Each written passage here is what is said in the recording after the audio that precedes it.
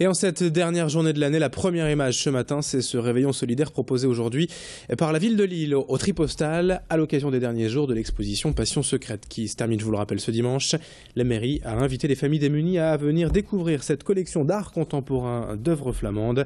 Les médiateurs du Tripostale seront là comme d'habitude pour guider les visiteurs et expliquer ces œuvres parfois déroutantes. Enfin, un verre de l'amitié et un goûter seront servis aux familles pour entamer le réveillon. Une bonne idée pour tous ceux qui ne sont pas franchement habitués à l'art, mais qui veulent tout de même découvrir autre chose et s'ouvrir à de plus larges perspectives. Toutes les infos sont sur le site de la mairie de Lille et ici même avec les explications recueillies par Xavier Silly. Alors, le réveillon solidaire, c'est une opération qui est menée par la ville de Lille, à laquelle on s'est associé, puisque dans le cadre de ce réveillon, on propose en fait aux publics qui sont inscrits de venir faire une visite guidée de l'exposition ici Passion secrète. Ça fait plusieurs années qu'on organise l'opération et donc c'est vraiment l'occasion aussi pour des publics qui ne viennent jamais voir le Tripostale de découvrir ce lieu, de découvrir l'expo qu'on a montée là depuis début octobre. Et donc c'est aussi l'occasion de faire une visite guidée, puisque bon, c'est de l'art contemporain, c'est pas non plus accessible au premier abord, c'est bien quand il y a une médiation derrière, donc pour justement des publics qui n'ont pas l'habitude de voir des expositions de cette envergure. Autre image à la une, ce matin, la fin du marché de Noël de Lille hier soir, ouvert depuis le 19 novembre. Les 80 chalets ont définitivement fermé leurs portes pour cette année. Encore une fois, le succès a été au rendez-vous avec des milliers de visiteurs durant 6 semaines. Les commerçants venus de toute la France, d'Europe et même du Canada ont encore séduit les visiteurs avec leurs produits d'artisanat et de gastronomie. Aucun problème de sécurité à signaler. Une bonne ambiance même tous les jours avec un riche programme chaque semaine. Les mercredis enfants, jeudis musicaux, vendredis féeriques, les samedis métropolis, la venue du Père Noël. Et bref, une belle édition encore place Riour. Mais ce matin, les camions sont déjà là pour rembarquer les chalets. On fait le bilan avec une des responsables de l'organisation du marché de Noël au micro hier de Thibaut Paqui. On a eu des nouveautés au niveau des exposants, principalement orientés sur des produits vraiment en rapport avec Noël, que ce soit de la décoration pour les sapins ou encore pour les décorations de maison. Et on a reçu un retour très positif des visiteurs. Et ces nouveaux exposants sont également ravis d'être ici. Et d'ailleurs, le premier prix tous les ans, en fait, on organise le concours du plus beau chalet. Et le premier prix a été reçu par un nouvel exposant. Donc, on est plutôt content et on a aussi beaucoup de retours positifs sur la décoration lumineuse du marché de Noël qu'on a refait cette année et qui est beaucoup plus conviviale et festive et digne de la ville de Lille en fait.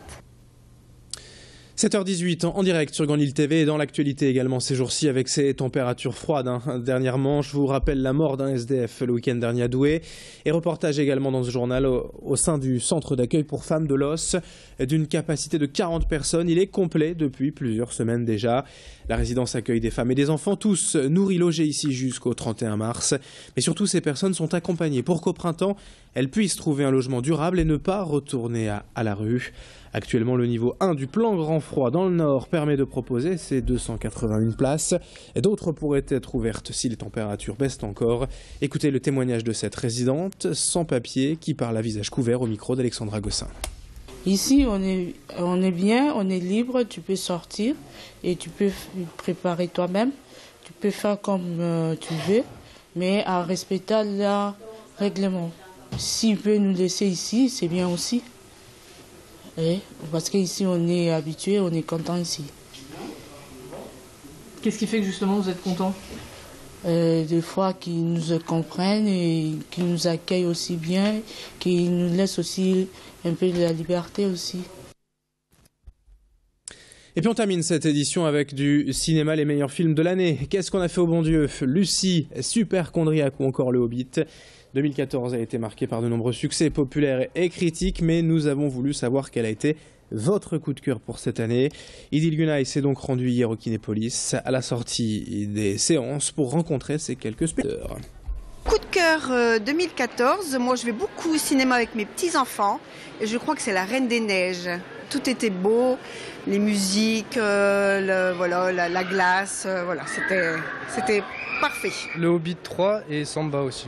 Il y a de l'humour et en même temps c'est assez sensible comme film. Pour moi ce sera Lucie. L'histoire avec sur l'utilisation des potentiels et l'évolution humaine et pour qu'on vit un sens à la vie quelque part. Donc un bon film d'action et en même temps un sujet intéressant. Le Hobbit. Beaucoup d'action, c'est cohérent, c'est moins lent que les précédents. Puis je suis un grand fan du Hobbit quand même. Quelques images encore quand même pour terminer vraiment en beauté ce journal et pour terminer et surtout l'année sur Grand Lille TV, on vous propose ce soir la rediffusion exceptionnelle du concert de David Guetta cet été au Main Square Festival. 2 heures de grand spectacle en son et lumière exceptionnel pour danser jusqu'au bout de la nuit. Le DJ français star international connu dans le monde entier avait joué ses plus grands tubes lors de son passage sur la scène de la Citadelle d'Arras début juillet. C'est un concert événement à revoir donc ce soir dès 23h30 sur Grand Lille TV. On vous en reparlera tout au long de la journée. Concert à ne pas manquer.